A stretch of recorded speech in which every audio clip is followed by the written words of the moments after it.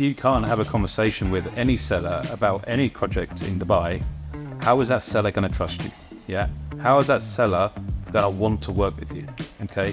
If that seller believes in you, that seller is going to give you that listing to publish online on Property Finder to sell that property. Okay. But if you can't have a basic general conversation about real estate, about life, about anything, right? How is that seller going to want to work with you? How is that seller going to build that rapport, open that line of communication?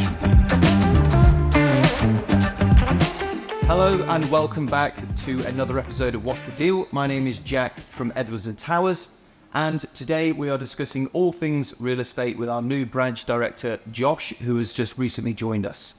So, Josh, tell us your background in real estate. When did it all begin for you, all the fun? Oh, mate, it began back during the war. 2012 was when I first came to Dubai. Came to Dubai working for one of our other esteemed British real estate companies, let's say. Originally came over here just for 2 years. And now we're 12 years later and I'm still here. And I have absolutely no ambitions or desire to be heading back to the UK anytime soon. Good. I share that belief as well. Okay, so when you first moved over, were you an agent at first? Yeah, I literally started at the bottom. I was straight into leasing. I did leasing for probably a year and a bit before I was then sort of pushed up into the sales team. So for me, I learned the whole business from the bottom upwards.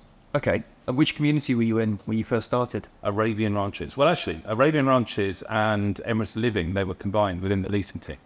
So, we were renting 3Es, 3Ms, or springs, lakes, meadows. We were doing, the independent villas. And then in the Arabian Ranches, which at the time, everyone thought Arabian Ranches was in the middle of nowhere, which, to be honest, it was 12 years ago. And so, yeah, we were doing leasing up in Arabian Ranches as well. Yeah, I mean, the landscape's changed so much, right, since, 2012. I suppose, obviously, Jumeirah Golf Estates was under construction. I think it was there, but no one knew about it. Yeah, far out. Yeah. Damac Hill's definitely not there. Ranches 2, 3, not there. Half of Business Bay wasn't built. Palm wasn't nowhere near what it is today. If you went past Arabian Ranches, you had to take your passport. Because generally people thought you were going to be on the border. People thought Arabian Ranches was that far out, and now look at it. I remember when they launched Damac Hills, and obviously the Trump golf course. It was massive news, and then obviously Arabian Ranches too after that. Yeah. So can you remember what the average rental was for a villa in Arabian Ranches back then? If you were going to rent a 4E, let's say, so the 2-bed, I think they were renting for about 80,000 dirhams. The 3-beds, I remember when they got to about 120, everyone thought you were mad, and now what can you rent a 3-bed for in Arabian Ranches? 240 maybe? I don't know idea. Yeah, it's crazy how the market's fluctuated so much. Okay, so after your leasing experience, what was next in line? You moved into sales. Was that in the same areas? Yeah. So essentially, I moved from leasing into sales, and from there progressed into a senior sales role, and then moved all the way up through to the management level. Okay. For various different companies across Dubai. Okay, so you've recently just joined us. You were with an international brand, Egmont Bolkers. Yeah. And you've come in to help us drive Edwards & Towers through this next phase of growth. It's obviously our 20th year of operating this year. So back in the day in 2004, when we first established, we were quite heavily focused on the Palm, selling, Mark in particular, the founder, and Dave, were selling Palm Jumeirah effectively off plan. A lot of stuff they also sold was Palm Jebel Ali. Yeah. And the waterfront gardens there. This morning, I've actually just been up with one of our agents up to Dubai Islands, up in Deira, effectively, between Dubai and That's going to be an interesting and Sharjah. master plan. It's so hard to comprehend the sheer scale of that project. The mall up there is it's the whole structure's built and it's completely derelict at the moment. They didn't do any of the interior fit outs. 2 hotels there. Obviously, Nikhil have launched Rixos residences up there. There is a couple of independent developers up there, like Imtiaz are up there, DR are up there, and a couple of other smaller Nikhil plots. But there's so much still to go, right? There's I would say 30, 40 years on Palm Jebel Ali. There's probably the same on Dubai Islands. I would be intrigued to come back in maybe 20 years' time, right? And just see how far the boundaries have been pushed. Because genuinely, I think Jebel Ali is going to become its own city within a city, yeah? And I think going all the way up to the Abu Dhabi border, I think you're going to find it figures out. Obviously, with the new airport and everything else, I don't think I'll be shocked. But I think Dubai, literally, geographically speaking, is going to at least double in size. Yeah, there is so much real estate to be done still. Yeah, I agree. Look, I've obviously spoken quite a lot on the previous episodes about kind of price per square foot, where we're currently at in the market, why some off-plan projects are a higher price per square foot than something on the ready market at the moment. Do you think that we're going to have that consumer demand to meet this supply that's inevitably coming in 2027, 28, 29 and beyond? 100%. Dubai has many perks. Whether you're talking sort of geographically, it is literally the center of the world. Whether you're talking politically, they don't really align with anybody. So they're very much seen as a safe zone. Yeah. Within the immediate area, but also, globally as well. And obviously it has perks like, tax-free income, for example. So, there are many different people from all walks of life that want to come to Dubai, that want to set themselves up, that want to put down roots. So I genuinely think that Dubai is going to keep growing. Sure, we're going to have, bumps in the road, ups, downs, corrections, things like that. But as a whole, I can see Dubai continuing to grow. So yeah, personally, I think, and going back to what you were saying about developers launching products at a higher rate of dirhams per square foot than, say, ReadyBuilt. Of course they are, because they're pitching their product for what's it going to be worth in 4 years' time. Yeah. So they're kind of, they need to make money, but for them as well, it's about making money, it's about making a profit. So everything costs money to build, but it's about how much profit can they make by launching certain products, and what do we think the price is going to be in, say, 3 or 4 years' time when the master plan is handed over. If the developer is greedy, it's going to fall flat on its backside. But at the same time, when investors, they see value for money, when they sort of believe in the developer, the development, the master plan, then, launches are flying out the door.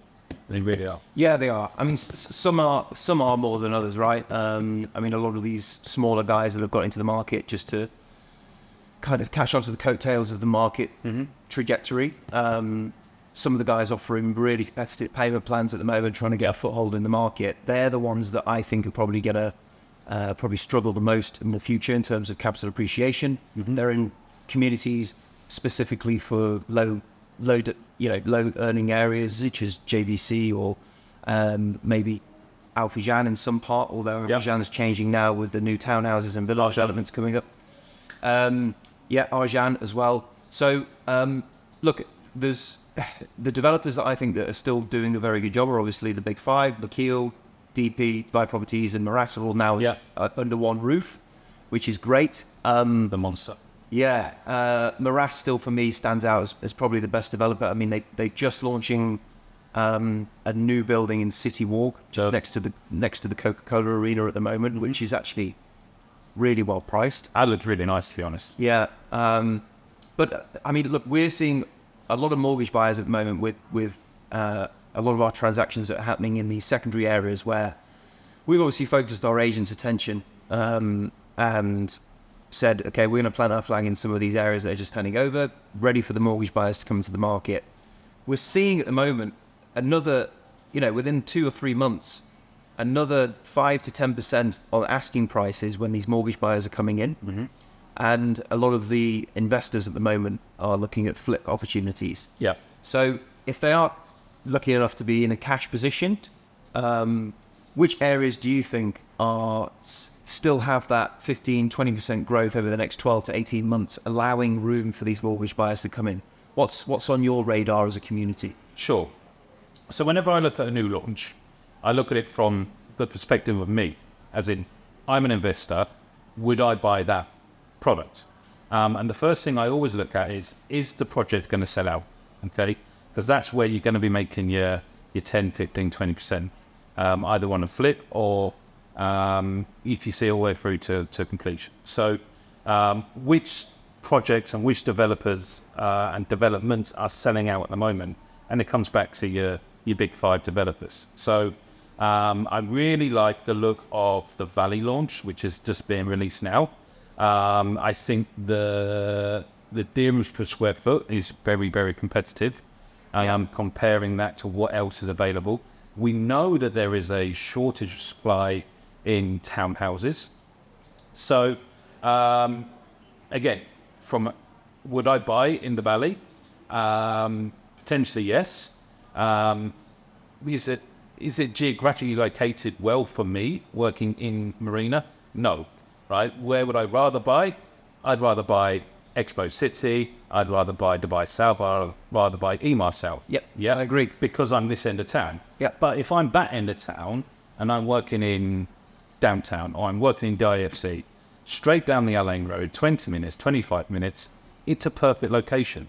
And you are getting value for money. Yeah, and look, Dubai is very much. I agree with you completely. Going back to you when you first moved over, and you working in Arabian Ranches, and all the naysayers over then those days saying it was too far out. Yeah. When JG launched, too far out. Even when Dubai Hills launched, it was too far out. Now we've got Emaar South with people saying it's too far out. We've now got the Valley. It's too far out, and all of a sudden, the people that are scooping up these amazing prices per square foot and I would always advise this on a 5 or 10 year view, and with their property investment strategy, they're the ones that are going to win in the long run because, Emaar South is going to be fundamentally exactly the same as every other Emaar master development. It's, you're going to have a mall, you've got a golf course, you've got everything that you need in that community. So I think historically people saying too far out is because back in the day, in the early days of Dubai, people wanted to be close to downtown, close to Dubai Marina, because that's where all the amenities were. Now we're seeing these huge master communities with absolutely everything that you could possibly need inside the community. The only reason why you leave is to go to work. Yeah. So, and the commute is becoming more and more a problem. We are going to discuss about the plans for the RTA on some of the new roads and the new systems, kind of the new traffic management systems going in place. But again, how exciting is that? Next year, we'll probably all be in flying taxis anyway, so who cares? I mean, I personally, I don't believe too far out is a valid reason. No. I believe too far out actually means I can't afford to buy it right now, because, as you've already said, Dubai is expanding, right? Dubai is getting bigger. If you're looking at 5 to 10 years' time, it's going to be a perfect location. So too far out doesn't exist. I just can't afford to buy that right now, even if I wanted to. Yeah. But I'm not going to bruise my ego by saying that. Yeah, I agree. Okay, so look, you recently just taken on a role as branch director here at E&T. With a wealth of experience, 12 years experience. Enough, That's extensive. How do you operate exactly in terms of your agents? So you've obviously come from a corporate background. You've been with a couple of big agencies here already. Now shaping up a whole new office in here in the Marina for us, which is going to have around 50, 60 agents. Eventually, I think you're about 30 at the moment. Right, so there's some growth plans. Tell me the support that you provide agents that are coming into the market, whether they're new or whether they're experienced. What is it that you can offer them in terms of support as a manager?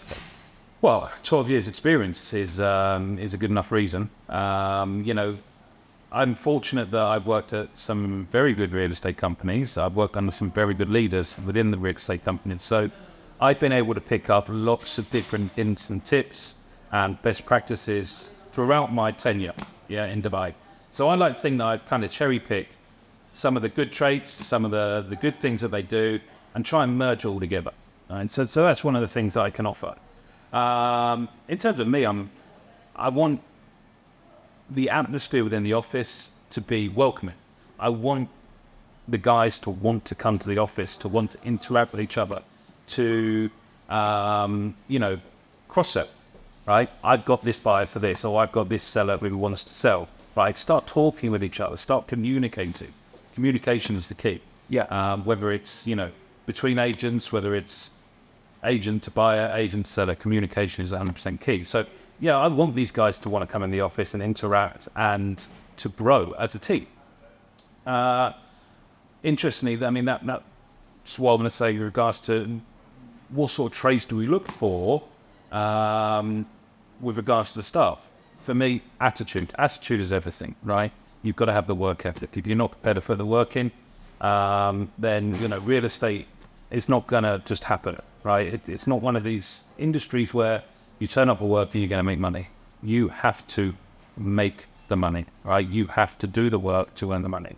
So attitude is everything. So a can-do attitude goes a long, long way for me. Okay. Yeah, I agree. I think with some of the experienced agents that we've taken on over the last kind of year or so, a lot of the strategies that are in place with these other companies is that they're very short-sighted for that particular agent's capabilities and skills. So they'll put them in a community and say that you only can work in that community. Mm-hmm. That is you. Yeah, ring fence. Yeah, absolutely. And it's only speaking to some of these experienced agents where you kind of ask them about a sellout launch which happened last week, mm-hmm. where 1,000 units went in 2 hours. Yeah. And they haven't never even heard. They don't know about it, yeah. And I think within kind of an agent's toolkit, they have to be able to at least have an idea or be educated enough to know what's happening in the market, right? If you can't have a conversation with any seller about any project in Dubai, how is that seller going to trust you? Yeah. How is that seller going to want to work with you? Okay. If that seller believes in you, that seller is going to give you that listing to publish online and Property Finder to sell that property. Okay. But if you can't have a basic general conversation about real estate, about life, about anything, right? How is that seller going to want to work? How is that seller going to build that rapport, open that line of communication with you? Yeah, completely agree. Well, look, Josh, welcome to the team. It's been great having you on for an episode of What's the Deal. Stay tuned for our next episode, guys. I'm going to be discussing some interesting topics. A little bit about the Russian ruble, the currency, what effects that might have in the UAE market. Also, how to buy property with cryptocurrency is going to be covered in one of the other episodes. So thank you again, and I'll look forward to seeing you again on another episode of What's the Deal. Thanks.